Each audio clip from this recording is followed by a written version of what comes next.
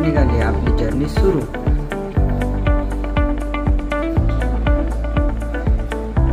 चालता चालता रस्त्यामध्ये आपल्याला ही नदी लागली, तिचं नाव आहे पुना नदी। जशी आपल्या नाशिकमध्ये गोदावरी नदी फेमस आहे तशी त्यांच्या इथे ही पुना नदी फेमस आहे।